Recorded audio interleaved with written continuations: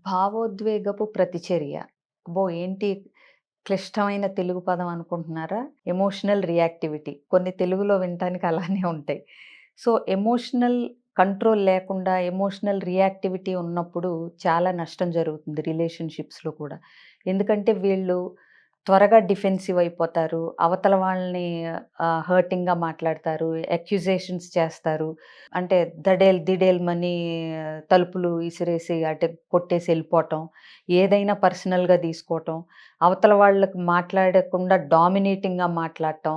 అలాగే వాళ్ళ చెప్పేది వినిపించుకోకుండా ఉండటం. ఇలాంటివన్నీ చేస్తూ ఉంటారు. ఈ ఎమోషనల్ రియాక్టివిటీలో ఉన్నప్పుడు.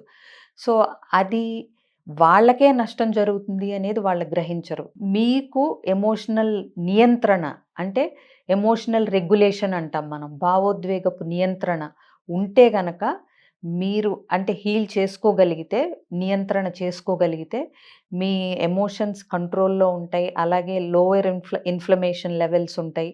అలాగే కార్టిజాల్ అవన్నీ తగ్గి బాడీ హెల్తీగా ఉంటుంది.